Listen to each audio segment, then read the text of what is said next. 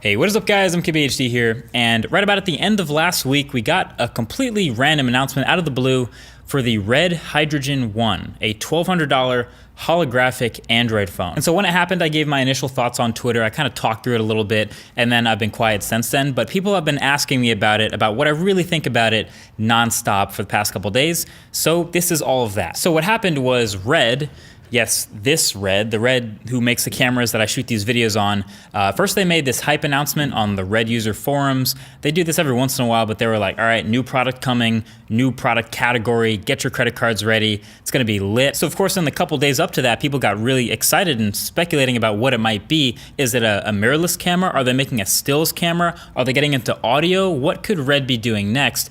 And then, of course, the day and the time dropped, and Red Hydrogen 1 was unveiled. So it's the world's first holographic media machine in your pocket. It's a standalone, full-featured, unlocked, multi-band smartphone operating on Android OS that just happens to add a few additional features that shatter the mold of conventional thinking. And then this picture. This was the only photo released of the phone, and then there's an order page. $1,200 for the aluminum one, $1,600 for titanium. Well, so that's kind of weird. So Red, the company that's making these cameras and these super high-end sensors, is stepping into the world of smartphones, where there's these huge players already, Samsungs and Apples and these massive supply chains.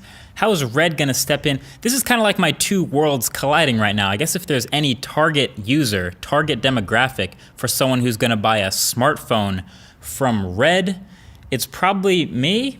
So yeah, I bought both. But to be honest, there's not a whole lot actually known about the smartphone. Like I said, there's only this one image of it, and it's kind of dark. And you basically just have the order page and this one PDF of a lot of jargon to decode. Multi-dimensional, 2D, 3D, VR, AR, MR. What does this even mean? Well, that's what I'm here to try to decode for you, and also for myself, because I ordered them. So basically this is how I see it going. First of all, let me brighten that photo up a little bit for you. It's an interesting looking phone. And up front they said it's going to have a 5.7-inch professional hydrogen holographic display. So this is the biggest question mark of them all, because we don't really know what that is exactly, but I kind of got the visual of like a really advanced 3D experience. And it will be glasses free as well.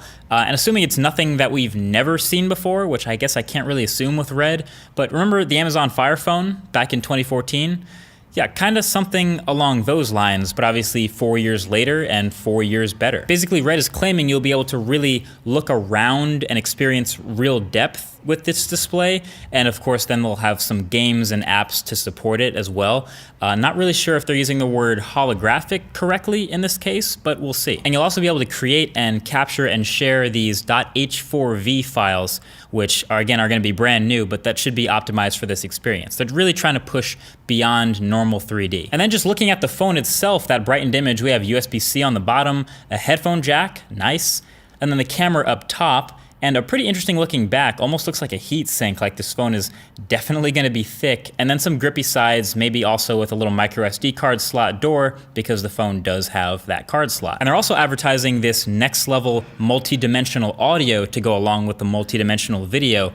And of course we can't see any of the speakers on the back of the phone, which leads me to believe that they'll be up at the front. Kind of like boom sound, which I'm hoping it lives up to. And if you read the way they describe this audio on Red's page, it seems like it should live up to that. Then at the bottom of the back of the phone, you have these pins, and they look a lot like what you see on the back of the Moto Z and Z2. This alludes to the modularity aspect. So Red's cameras, as you already know, are already super modular via pins for the most part. So you have all these attachable modules that you can build a camera up from the base to be exactly how much or how little you want it based on your shooting scenario. It's honestly an awesome system and I'm a big fan of it, but it's also a pretty expensive one because Red makes all of those accessories and they get to control exactly how much it costs, because who else is going to make Red accessories? So this Hydrogen 1 phone is planning on using those pins on the back of the phone to become its own expanding modular system with some accessories that I assume we haven't seen at all yet because it'd have to be the size of a smartphone. But according to all the patents, if you read through the patent application, I'll link it below the like button if you want to check it out and read it. It looks like they want you to be able to build this up to be a full-on cine camera. So you can see the diagram, kind of how it looks attached to things.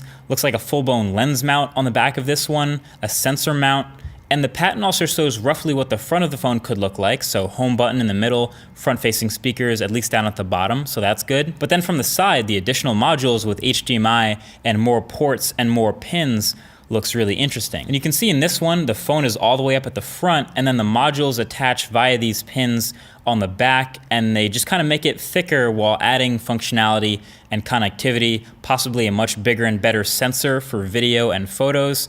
So we haven't actually seen any of these accessories in photos yet, but we do know, number one, they'll be made specifically for this camera by Red, and number two, they'll also probably be very expensive. So bottom line, it looks like this isn't going to be the smartphone for the average consumer. Obviously, you know that from the $1,200 or $1,600 price, but also the fact that most people aren't building up a smartphone to be nearly as thick as like a small mirrorless camera that don't have goals that are very different from a normal person.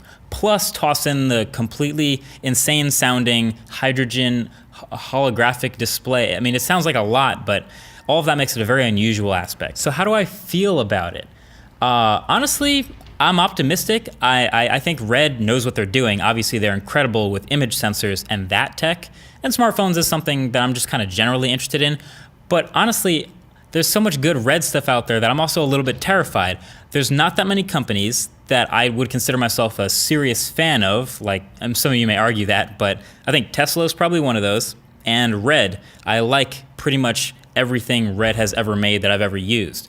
So if this phone isn't amazing in some way, like every other Red product I've used, I'll be super disappointed. But it's obviously, as we've seen in the past, really hard to be new in the smartphone game right now and make any sort of dent or impact. Even a company like Red, which is a huge multi-million-dollar company, has zero skin in the game right now, and that's a big deal. But I'm hoping this is the first of many successful projects that they dive into in this smaller modular game. So good luck, Red. I hope it's not just a Kickstarter and a money grab.